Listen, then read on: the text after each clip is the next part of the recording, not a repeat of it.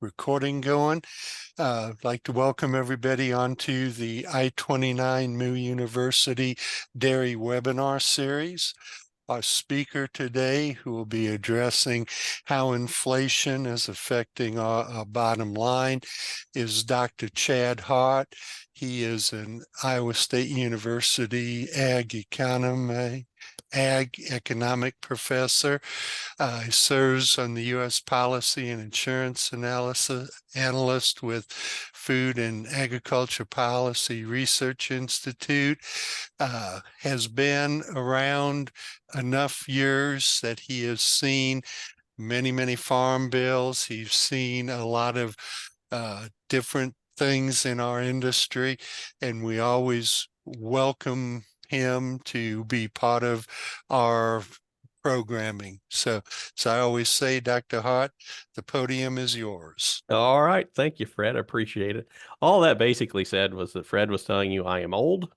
And yeah, I've got a few degrees, so I know how to torture data and make it say what I want it to say. What do you But yeah, think would be better? Extending it by 6 months and doing 1 or 2 more workshops? and Nathan, we're not sure, but you may want to turn your microphone off. Thank you, Nathan. So I appreciate it. So if that happens again, that's okay. I have done one of these where I was actually doing it for a class, and one time somebody's microphone came on and it turned out they were playing Call of Duty at the same time. It made for an interesting class discussion after that. But yeah, we're going to talk about how inflation is sort of affecting the ag economy. And I'll give you some fair warning. I usually do a lot more of my work around the crop side of what we see in agriculture. So, but I have tried to spin this a little bit more towards dairy as well, because reflecting on what's happening here, I think when you're thinking about inflation, it's really an issue that reaches across all commodities in a very similar way. And what we've sort of seen is this, and so bear with me. And first thing I will say is I've made these slides available to Fred. He can share them with you as he desires, and I'll also post these online. So if you want these slides, you can have access to them as we're moving forward here. But we think about inflation, and especially over the past 2 to 3 years, what we have seen is a tremendous wave of inflation hit not only the U.S. economy, it actually hit the global economy. The graphic you're seeing here is just looking at one way we measure inflation, which is known as the personal consumption expenditure, the PCE rate. So this is looking at how the inflation rate has truly hit U.S. consumers, in this case, going all the way back to 2021. Now, first, let me sort of lay out the history of what we tend to see with inflation. The Federal Reserve has mentioned this as well, is that they have a target of 2% inflation on an annualized basis, which means they're looking for prices in general across the U.S. economy to be increasing by 2% per year, with the argument being that you do want prices going up a bit because that's hopefully showing a growing economy, but you don't want them growing so fast that they basically are a self-perpetuating thing that tends to eat up the growth in the economy. And so they've landed on a sweet spot of 2% on an annualized basis. And up through most of the last 20 years, we have seen inflation rates be around that 2% target.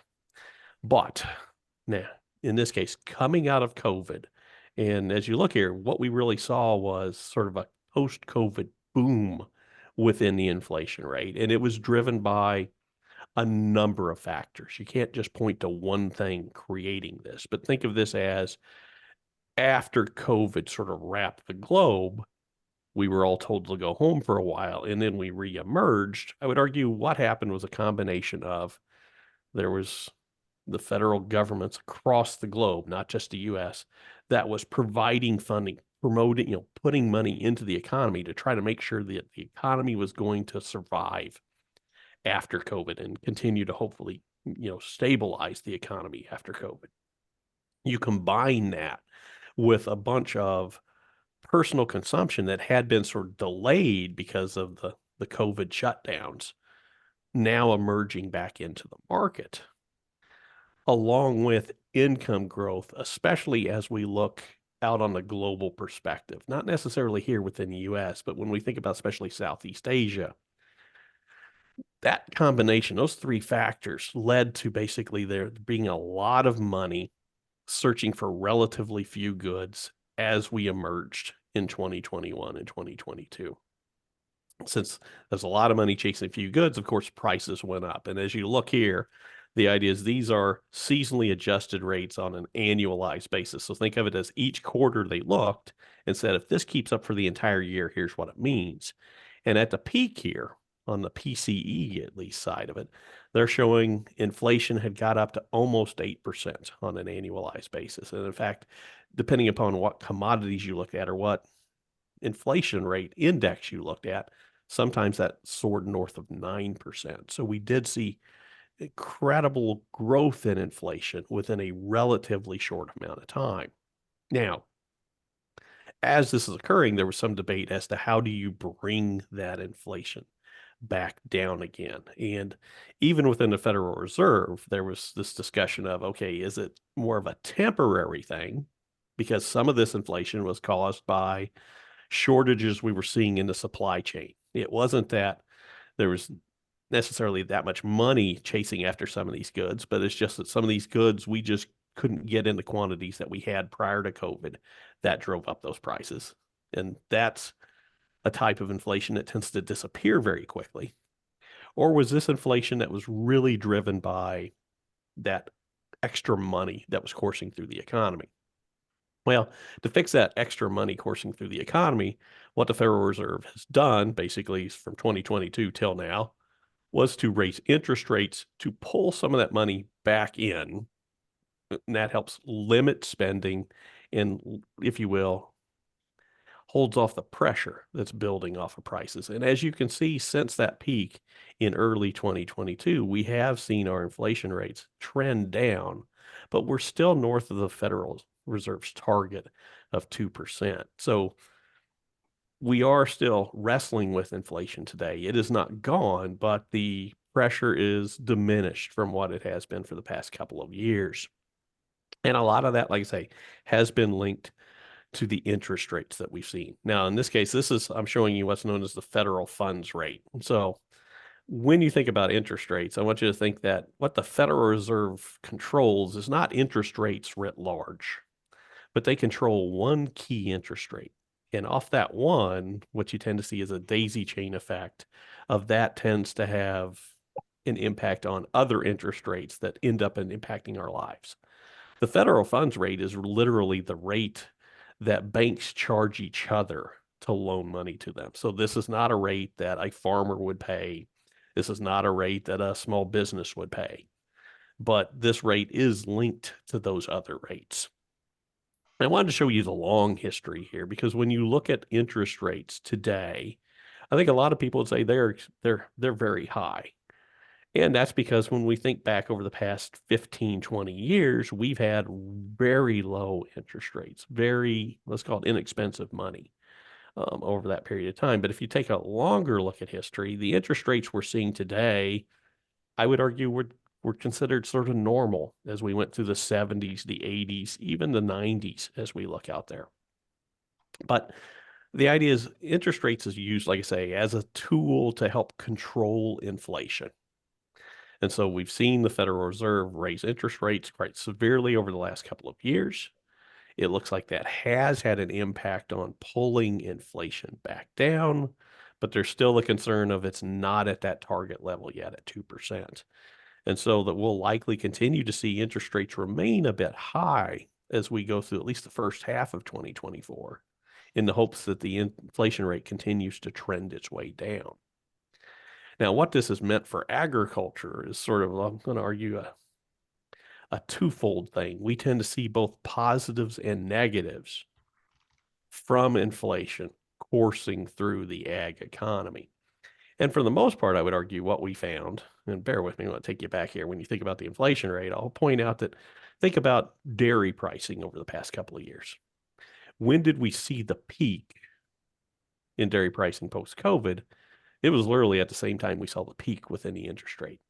As I saw the same thing basically on the crop side, that agriculture tends to see the positive impacts of inflation first, that we tend to see our prices rise oftentimes in greater magnitude than what we see in general inflation. So we get to enjoy the benefits of those stronger prices early on. But then as that inflation continues to develop over time, then our cost structure races to catch up. And so we tend to see the negative impacts of inflation the longer that inflation sticks around. And I think that has been the impact as I look at the general ag economy. Now, as you look at, like say, the Fed's outlook on inflation, and in this case, this is their latest set of projections as they're looking forward. So about every 2 months, the Federal Reserve basically releases what they call their policy document, which lays out their forecast for the U.S. economy over the coming 2 to 3 years. So as you look here, their last one that they did was right at the end of December, where they were looking at, they're still, in this case, the blue line on the left side here shows you that core inflation rate that they're monitoring on an annual basis. And then the sort of, I guess I'll call it box and whiskers plots to the right show you how they saw the end of 2023 finishing up, and then their projections for 2024, 25, 26, and then what they call the longer run. So out there 3 to 5 years. So the red line sort of shows you what they call their average. Where's the consensus at? And then the bar and whiskers shows you the variability within that estimate. As you can see, for the most part, as the Federal Reserve looks at it, they believe that they've got inflation on the run right now, but that last percent to try to get down to that 2% target is going to take a couple of years to play out. And so that in the long run, they see us getting back to that 2% target level. But they do still see some inflationary pressures throughout 2024 and going into 2025. So that, that's one of the ways that they're saying, hey, we do see it getting better, but it will take some time. And along with that, they provide us not only this outlook for inflation, but they also provide us the outlook for the interest rates we might face. And this is that federal funds rate again. And this is a famous plot. It's known as the dot plot. So if you ever hear the dot plot being talked about in the regular press, this is it. It literally looks like this in the report. And what it gives you here, and I'll apologize for the small print on this because I had to pull it directly from their report. But what you've got here is on the left, 2023, then 2024, 25, 26, and then that longer run perspective again. Each dot represents one of the voting members within the Federal Reserve on where they believe interest rates will be. As you can see, for 2023, that federal funds rate was basically at between 5.25 and 5.5%. So in this case, they give a range as opposed to an exact number. And I believe it's, in this case, I think it's 18 voting members on it. All 18, they're giving you the same number because that's what the number is. And from there on out, the dots show you where they expect interest rates, that federal funds interest rate, to be over the next few years. And you can see there's not complete consensus there, but for the most part, most of the dots show this trend of knocking that federal funds rate down from, say, this 5.25 to 5.5 range down to probably just north of 4.5% interest rate by the time we get to the end of 2024, then going down to about 3.5% as we look towards 2025, slowly approaching, let's call it a long run rate of 2.5% for the federal funds rate. And the argument is that in this case, in a good, healthy economy, what we tend to see is the core interest rate, if you will, that banks charge each other tends to run about 0.5% higher than the inflation rate that you want to have in the country.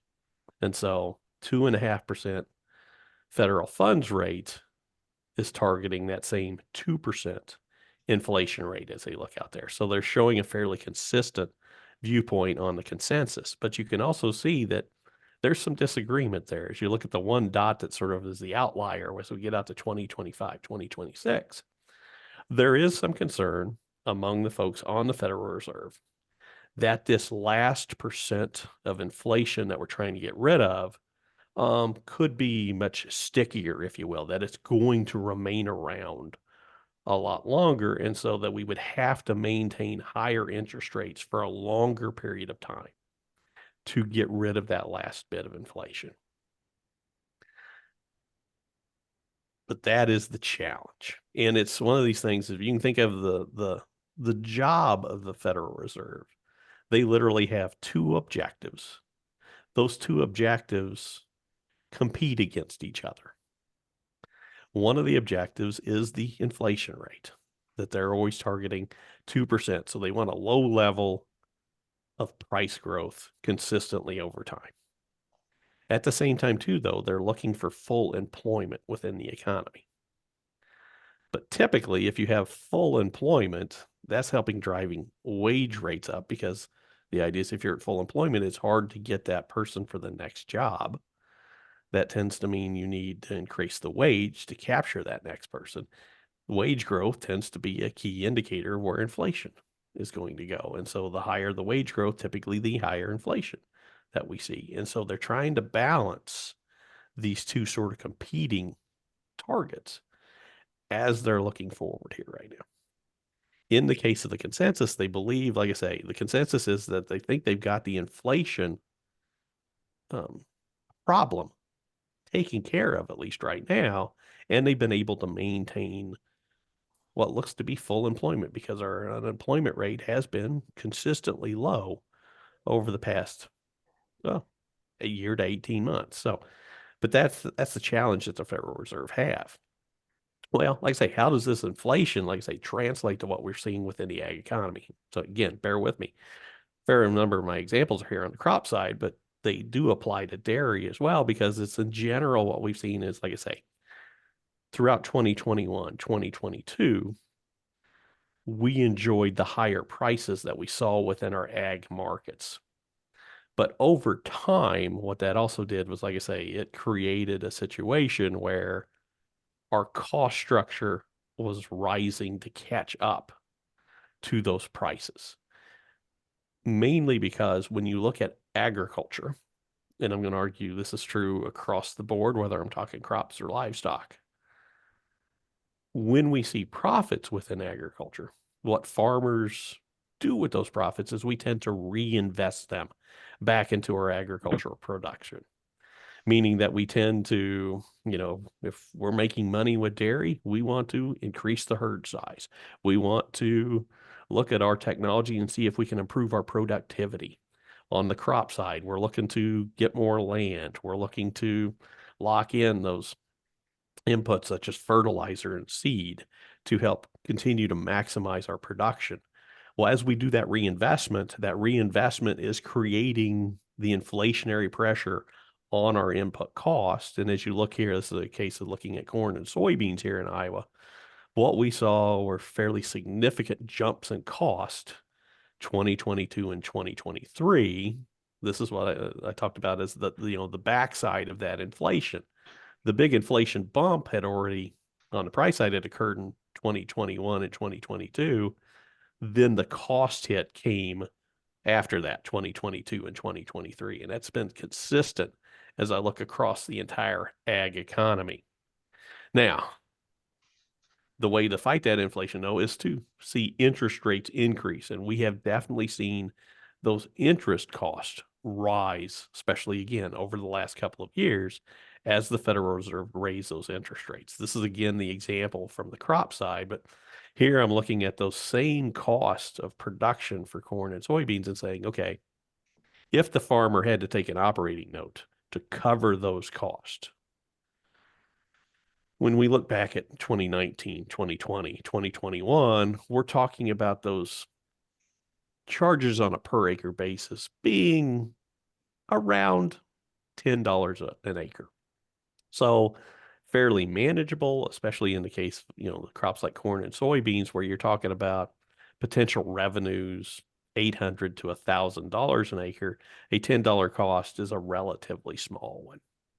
But as we look at what we've seen over the past couple of years, we've basically been watching that interest cost double, if not triple, over the last couple of years, which has put more strain on not only higher input costs, but as we think about our profit margins, it's put more strain upon those, especially given how prices have moved through most of 2023, where the vast majority of agricultural commodities did see lower prices throughout the year. So we were seeing declining revenues at a time when we were seeing increasing costs. And so that has definitely put the squeeze on many markets within agriculture, dairy definitely being included in that mix. In fact, when I think about what I saw on the crop side, I'll sum it up graphically this way. I tend to, again, my job is I mainly talk about the crop markets. And so what you're seeing here in the green and the yellow lines there is basically my tracking of the national average price for a bushel of corn or a bushel of soybeans throughout the 2022-23 marketing year. And as you can see in this case, those prices were, maintained themselves back around, the $6 range for corn, $14 range for soybeans. And what I like to do is I like compare that national average price to our production cost estimates for those crops. And at the beginning of 2022, those production cost estimates were $4 a bushel for corn and $10 a bushel for soybeans. That's represented by a big black line there at the bottom of this chart. So what you can see here is that what we were seeing on the crop side was tremendous profitability through 2022, which, like I say, farmers utilized to reinvest within agriculture.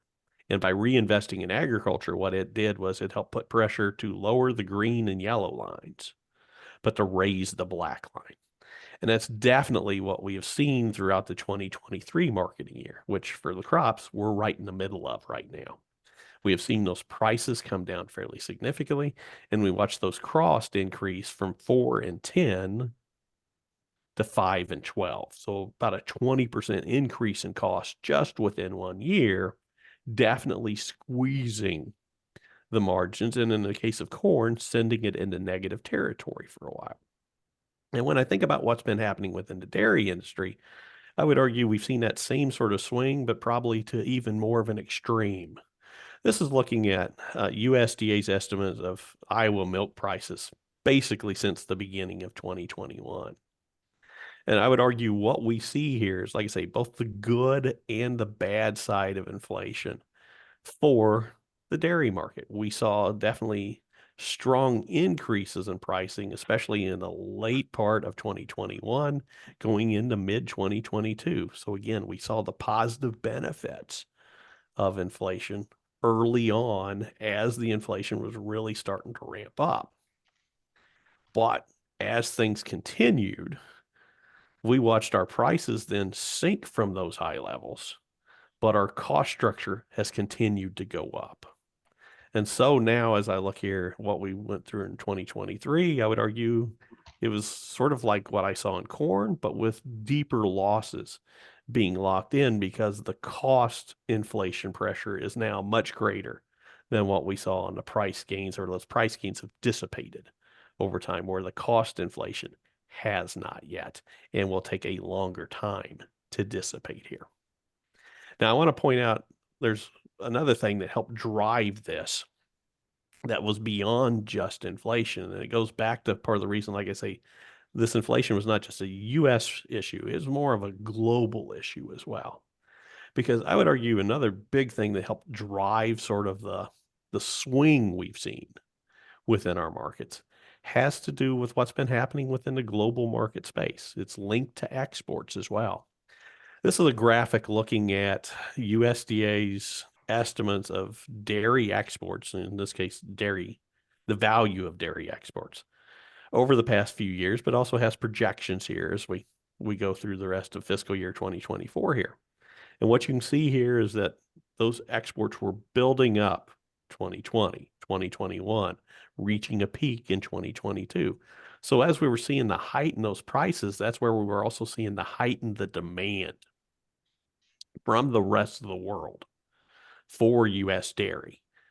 This was not unique to U.S. dairy. In fact, I saw the same sorts of patterns on the crop side.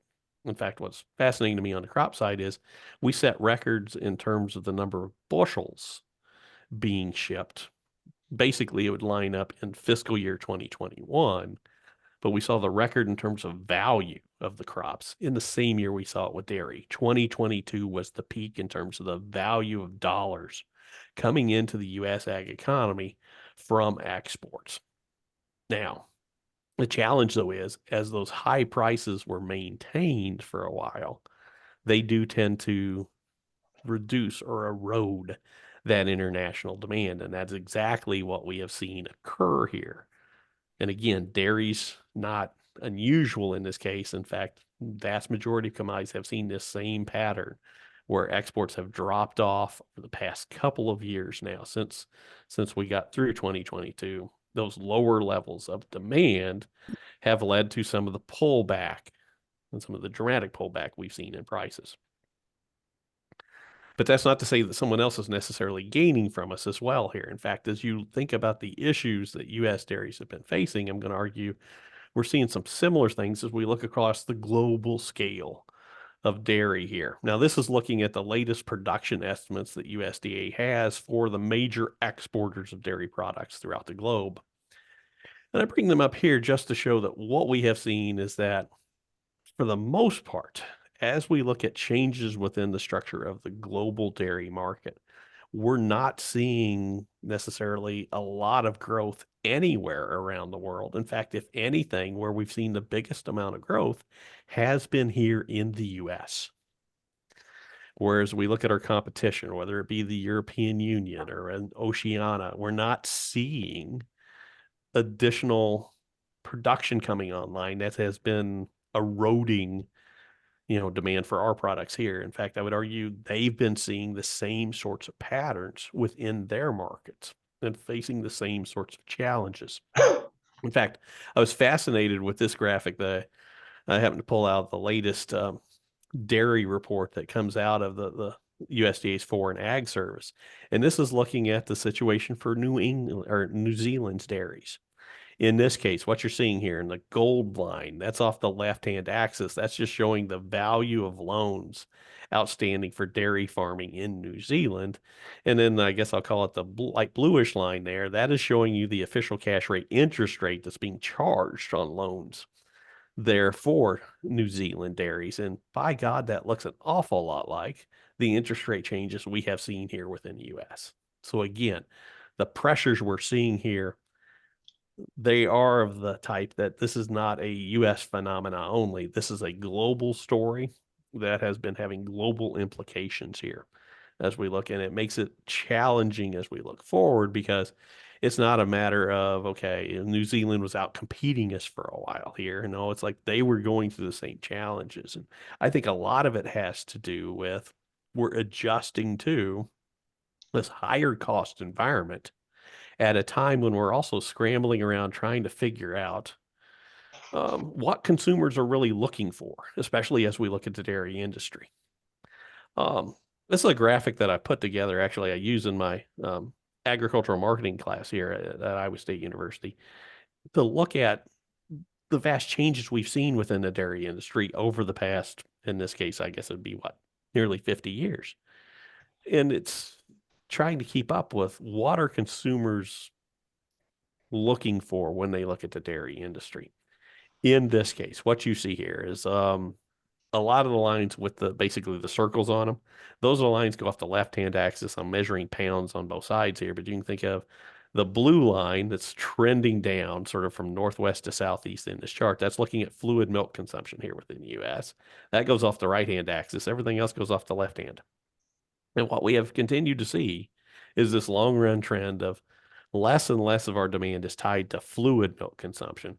More of it is in those processed products. And even within those processed products, what we have dealt with over the past 2 to 3 years are tremendous swings in how consumers are interacting with the dairy industry. As we went through COVID, that forced, basically restaurants to shut down, and we saw consumption shift to meat consumption at home. And what that meant for the dairy market was a lot of movement towards, needing more butter in the marketplace to help, facilitate cooking at home. And it meant a lot less cheese demand, or, the processed products tended to be needed for that preparation cooking at home, as opposed to, that cooking at the restaurant. And now we've seen things toggle back and then try to swing sort of back and forth as we're settling back into what does normal consumption look like for our consumers out there. At the same time, too, we have seen these longer run trends in definitely the growth in cheese over time, but also looking towards other products such as the use of yogurt. You can see the pull that had through the early 2000s. But I think that's also representing, again, sort of the challenges within dairy, is trying to figure out how to best position the industry to meet this variable consumer demand at a time of higher cost across the board as we look out there. Now, I wish I had a simple answer for how you deal with inflation and how it affects the bottom line. But one of the things I will point out is that as we look across, and I'm going to say this broadly for agriculture, is when we're looking at our issues right now, these are more of liquidity issues than I think solvency issues within the industry, in that we're worried about cash flow more than, let's call it, net worth necessarily on the farm. But the longer this goes on, the more solvency does become an issue. And I think back to about 10 to 12, 10 years ago, I'd argue, for most of the ag economy, was the last time we saw margins across the board within ag soften like they have over this past year. And so I go back to some slides that actually I put together back in 2014 and 15 to sort of lay out, hey, we've been through this before. We do know how to manage through this, but it does take making some tougher choices than we've had to make over the past few years. Now, let's these 9 strategies here to sort of lay out. There's not one answer to this. It's more about developing an overall strategy to protect liquidity and cash flow within the farm business. It has a lot to do with protecting not only the cash you have on hand right now, looking for diversification in income, but I'm going to argue revising not only cost on the farm, but other costs that may be imposed upon the farm. For example, number 6, looking at family living expenses. For today, I'm really just going to concentrate on 2 or 3 of these, though, because I think when you're looking here, the biggest issue I see as we look forward here is a matter of protecting working capital, protecting cash within the farms right now. Because one of the other things that I'll point out to, in fact, bear with me here, I want to take you back because it's this New Zealand graph that really showed it to me as well, that this was happening globally, not just here in the US.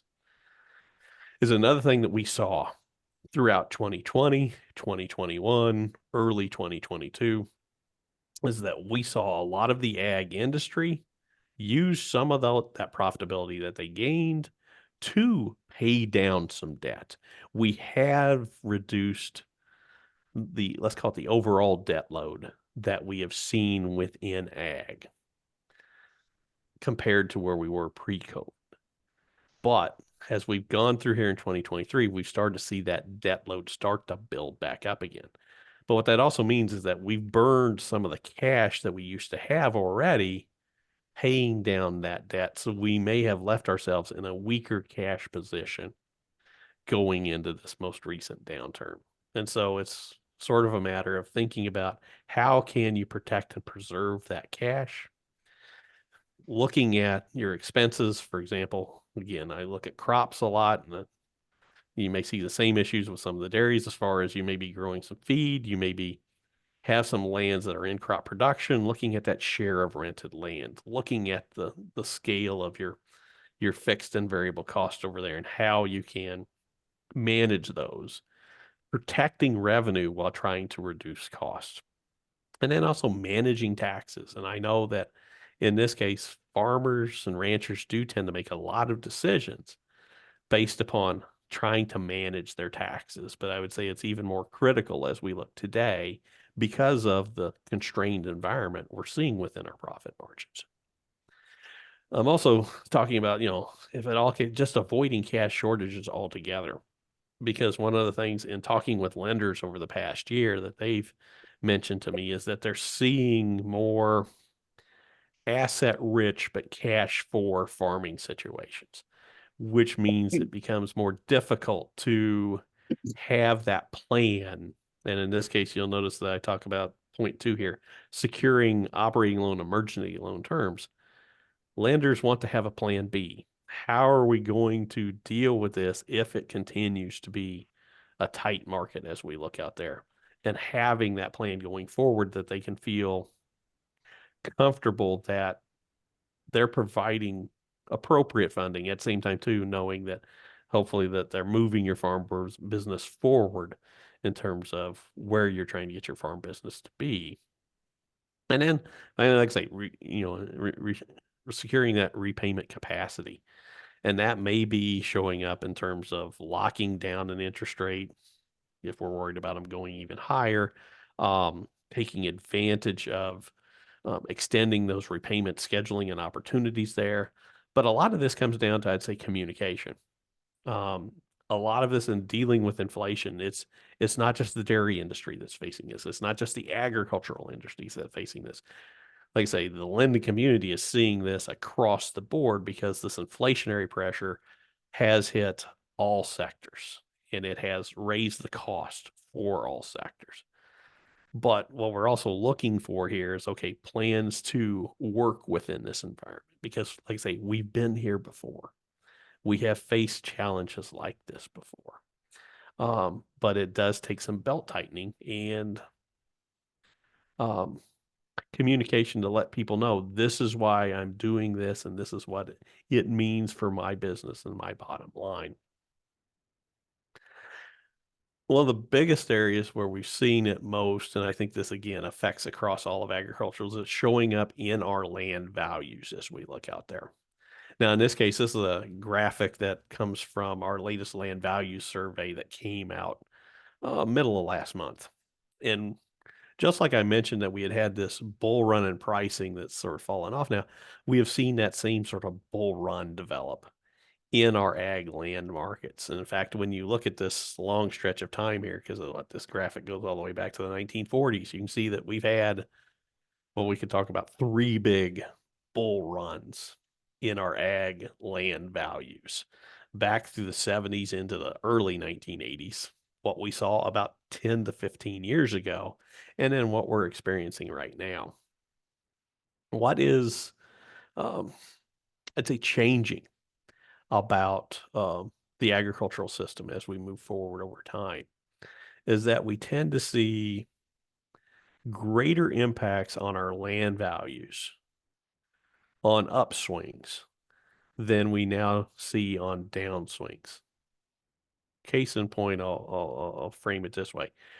You look at that period of time in the middle of the graph, the 1970s and 80s, and from, the time we started up in that big swing to, when we came all the way back down, we came back down and leveled out.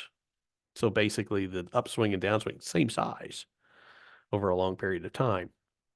When you look at what we went through 10 years ago, and arguably I think what we're going through today, yes, we'll swing up a lot, but we'll come down a lot less. We're seeing our agricultural lands hold and hang on to more value and not necessarily collapse all the way back to what they had previously been valued at.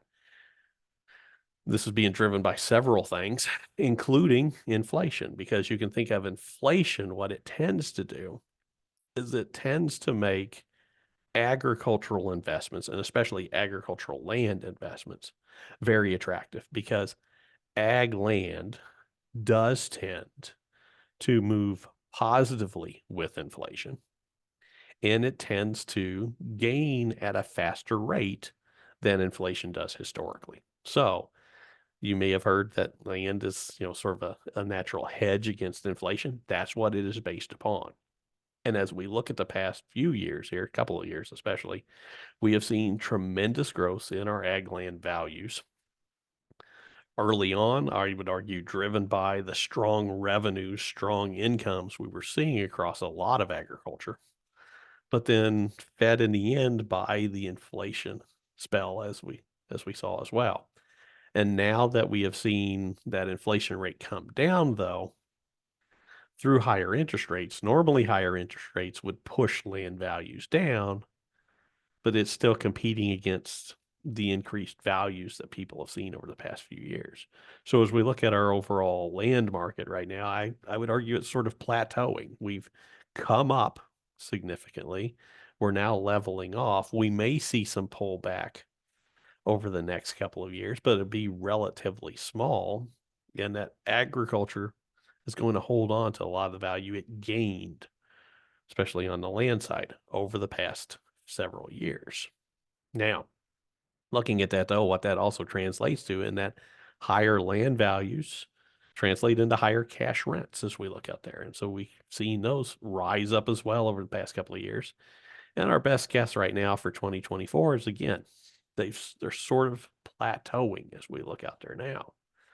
So our cost will continue to remain high because not only are we seeing strong values on the land side, again, that inflation works into the costs that we see for the labor that we're hiring, the machinery that we're looking to buy, and on down the line. So we will be dealing with let's call it the long-term ramifications of the inflation that we've seen for the next several years. Now, with that said, as inflation continues down to that target rate, within ag, we do tend to see our ag costs will slowly come down as well. It's not that they always go up, but they tend to go up much quicker than they come down. In that sense, ag input prices are like food prices. They love to go up. They hate to come back down.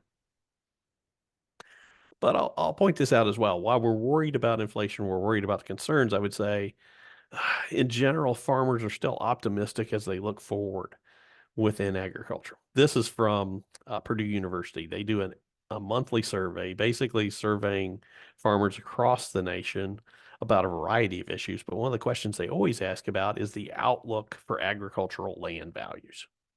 Because again, whether you're a farmer or a rancher, the idea is that we're all tied to the land and typically needing to, if you're wanting to build your farm up more, you tend to need more land.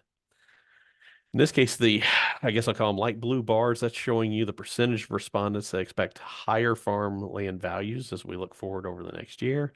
The red line showing lower, and you can see consistently here, even with the increases in interest rates we've experienced over the past 2 years, that roughly a little over a third of respondents still see higher farmland values as we look out a year from now. When you look at the lower, those that expect lower, it tends to be around 14, 15% now. So there's still, I would say, let's call it a cautious optimism about the ag economy looking forward over time, that we will see enough income, enough revenue that justifies land continuing to keep the price values that we've seen build up over the last couple of years. And when you look at sort of what's helping drive some of that, again, Purdue asked some really good questions here, looking at, well, is it, an income driven thing? Is it an inflation thing? Is it an ag policy thing?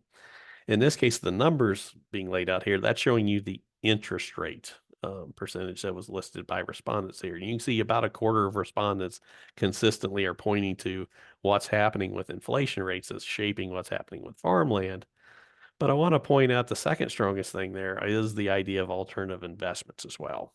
We have seen not only an increase, I would argue, in demand for land within agriculture, but we have seen a demand for ag land from outside of agriculture. We continue to see investor development as well. Now, that is stronger than some states and others. It is regulated by some state laws more closely than in others, but that idea of that we do tend to see that connection there, because I go back to this idea of that a lot of folks look at ag land as a sort of a natural hedge against inflation. And the data sort of backs that up. In fact, as you look at, let's call it the long run relationship between agricultural land and inflation, well, like I say, what we find is that they tend to move together, and ag land values tend to move at a much greater clip than what we see within inflation. So this was some work done by the University of Illinois back a couple of years ago. And in this case, the top line in this chart is showing you U.S. ag 32 states. That's basically looking at U.S. ag land in the top 32 states that USDA tracks and looking at what's the annual average return on land within agriculture. And you can see the average is about 10% a year, but they also show you the standard deviation coefficient of variation. How variable is it? And they compared that to what we see from the stock market, U.S. equities here, what we see in European stocks, what we see in bonds, mortgage rates, other real estate, what's happening in precious metals, so gold, and then the PPI and CPI down there are basically two measures of inflation. So as you can see here, most investment opportunities do give you a positive return over and above inflation, but two of the best have been within real estate. Whether you're looking at ag land or non-ag land, that's where we tend to see the bigger gains there.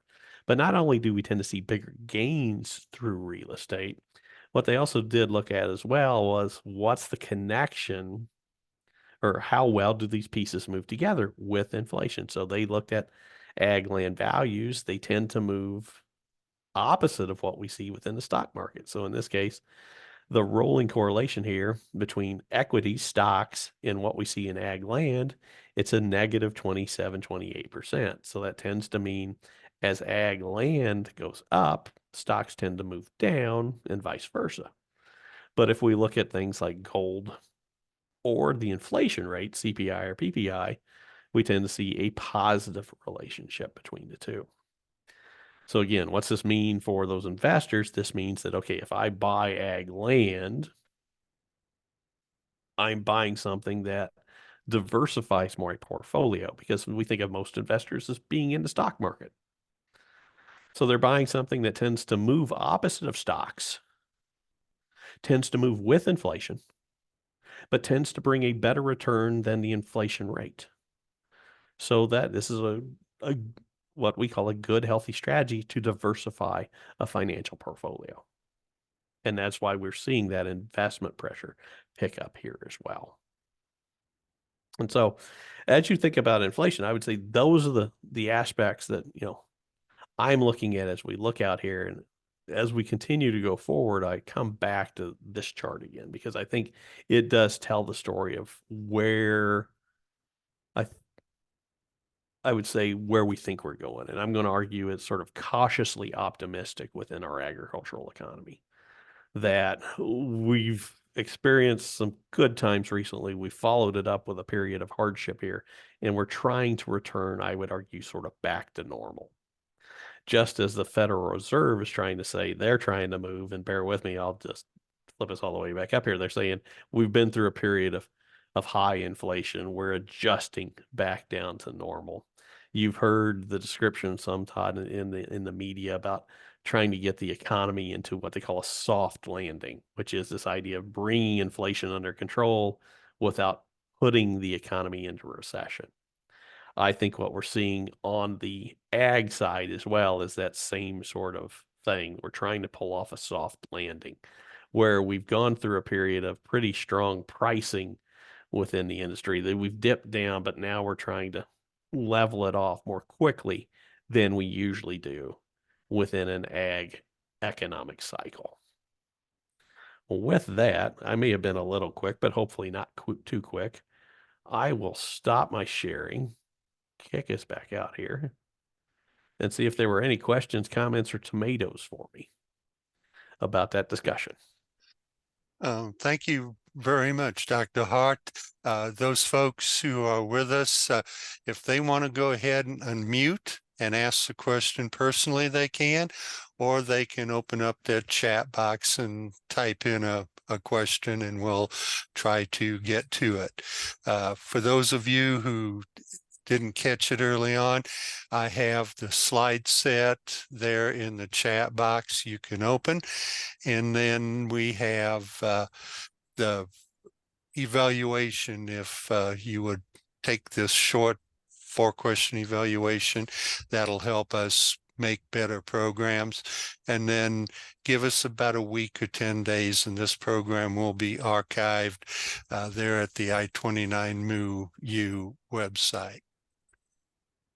I'm not seeing anybody unmute, and I'm not seeing anything in the. Oh, I just saw James. Yeah, Okay. I've got a question. Yes, sir. You said inflation tends to be a little bit sticky, and if we can't, and that last couple percent will be tough to bring down. How aggressive do you think the Fed will be if we just seem like we can't get down to 2? Will they just leave it at 3? And this is sort of a corresponding question. You know, traditionally I'm about your vintage, and so it was real common for home loans, and 7 to 10% interest was not uncommon. So it just seems like over this last 15 years, these real low interest rates were more uncommon.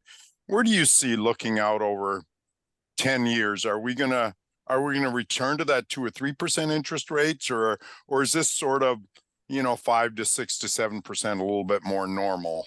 Well, I'm going to argue, I'll answer the last part first. I think the Fed is targeting that, let's call it the 5 to 7% would be the new norm as we're looking out there. That they know that we probably can't maintain the easy money supply that we've done over the past 15 years.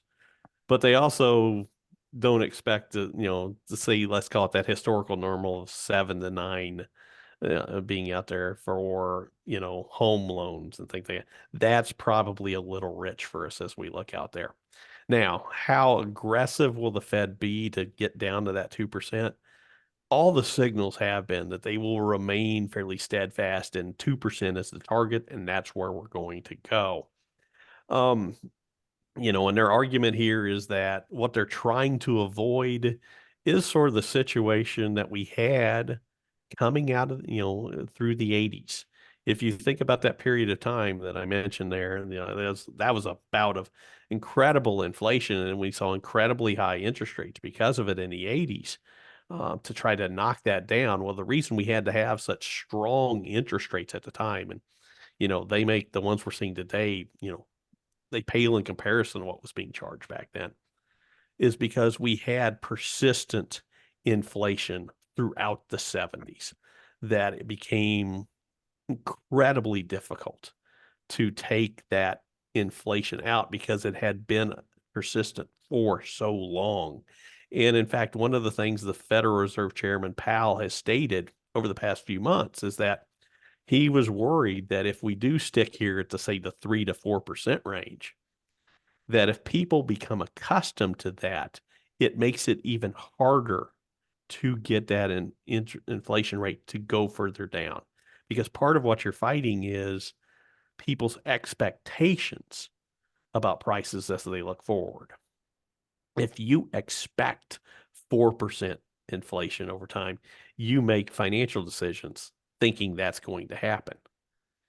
And it's sort of a self-fulfilling prophecy. If we all think inflation is going to be 4%, guess what? It probably will end up being that, because we'll spend our money with that underlying assumption embedded in every decision that we make. And so that's one of the things I think the Fed has been steadfast in trying to communicate, that, hey, 2% is our target. We want everybody to think 2% needs to be and should be the target, and that's where we're going to go. So I tend to think that they will hold interest rates. For example, here, my best bet is that I think they hold interest rates for the first 6 months, keep them where they're at right now till June. And then at June, if they think they've got us down around that target, then you'll start to see the potential for interest rate decreases throughout the latter half of 2024.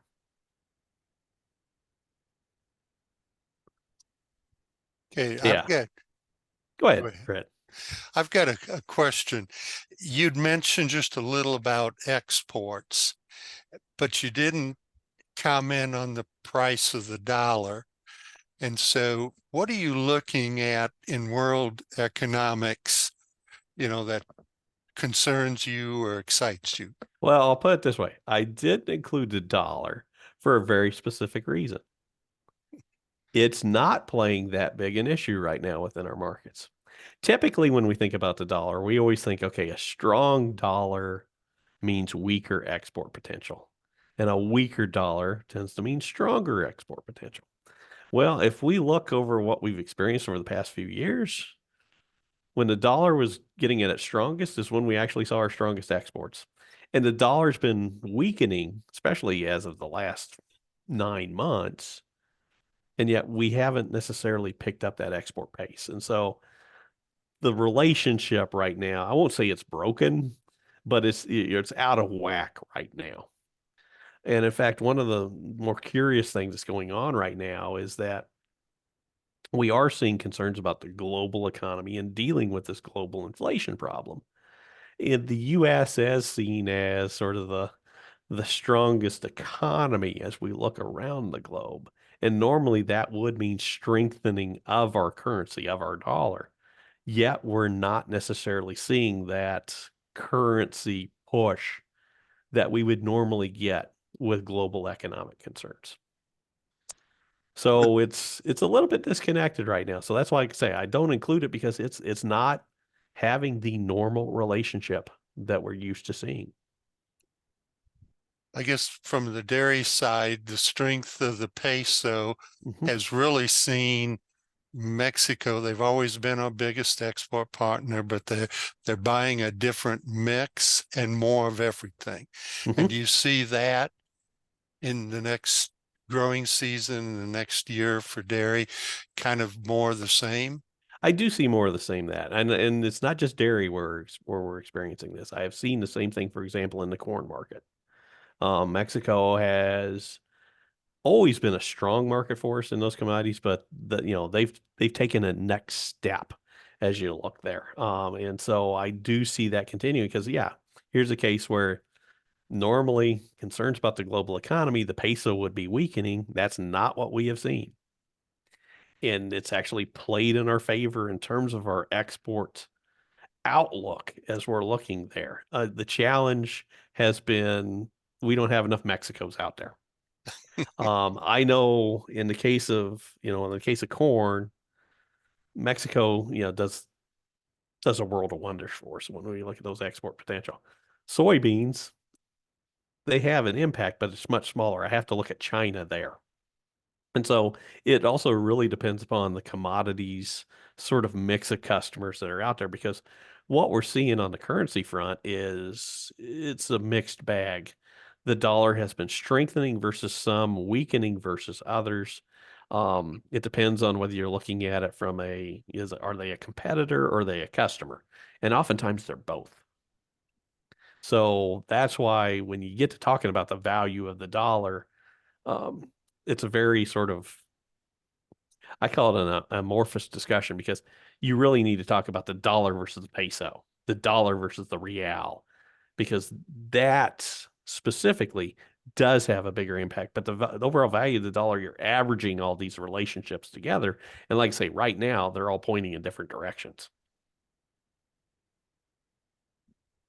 Again, if folks have a question, go ahead and unmute and we'll take your question directly.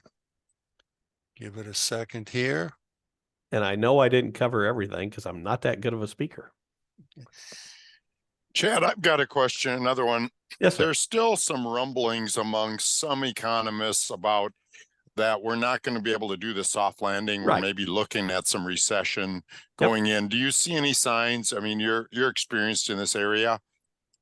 Well, What do I you would think are kind of the areas? What are we thinking about? Is that going to happen, or what's your opinion? Well, I've described it this way. So to continue the analogy of the soft landing, we haven't landed the plane yet, but we are definitely on, when you're on that plane and you're making the approach to the runway and you sort of feel like you're sort of hanging in midair, waiting for the wheels to hit the the runway.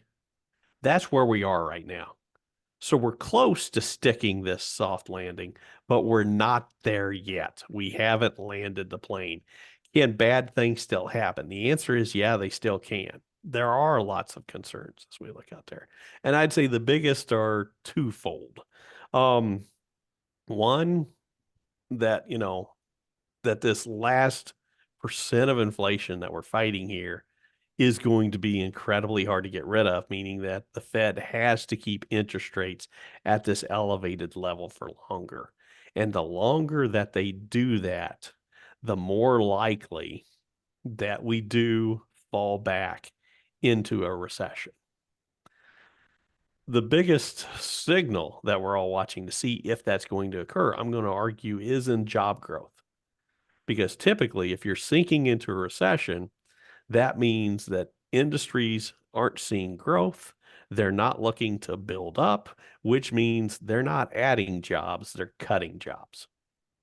And one of the fascinating things we've been watching, at least over the past, let's face it, 18 months now, as interest rates climbed, we continue to see job growth throughout. I would describe it to folks as if we're entering a recession, it's the darndest recession I've ever seen, because every small town that I drive into has help wanted signs everywhere.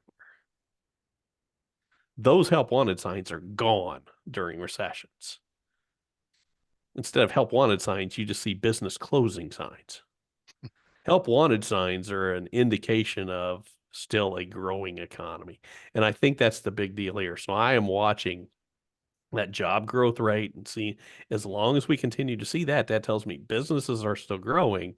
No, we're not in a recession. We may not feel comfortable or confident about the economy, but every business, or the businesses that are out there and still growing, they're showing that confidence that not only are they growing today, but they're growing enough to hire somebody to continue to look to the future.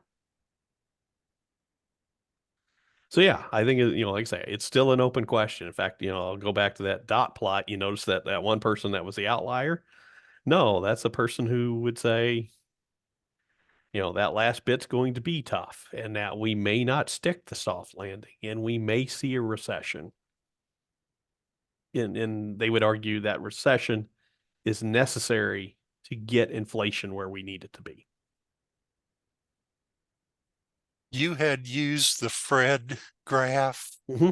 and I use that graph myself regularly.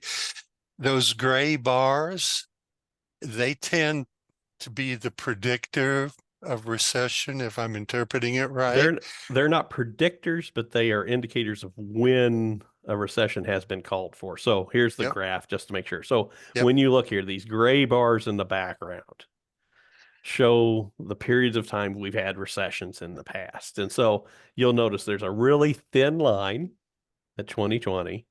That was the COVID recession, which actually wasn't a recession at all. In fact, it's not, they basically said for one quarter, so 3 months, we were in a recession.